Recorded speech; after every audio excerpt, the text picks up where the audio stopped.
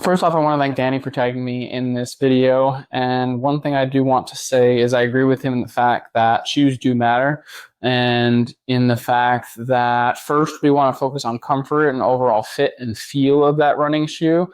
We want to be able to have our toes spread wide enough in there so that whether we're running for longer than an hour for our foot to expand as blood flow increases to your feet, or we're having just enough space in there for our feet to grip the ground and have enough space that we're not crunched together, we're not creating any excessive stresses to the toes that could be leading to either blisters, neuromas, or any kind of bunionette kind of formation.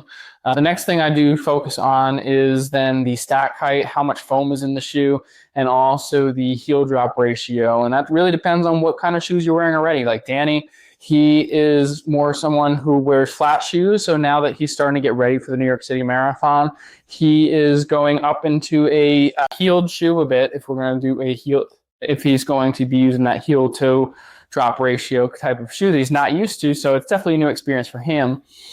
And I will say that because of that, it's going to affect the way your foot's going to interact with the ground. And obviously it could lead to greater momentum as your body is generally going to lean forward slightly and also cause you to put more stress on the front of the foot.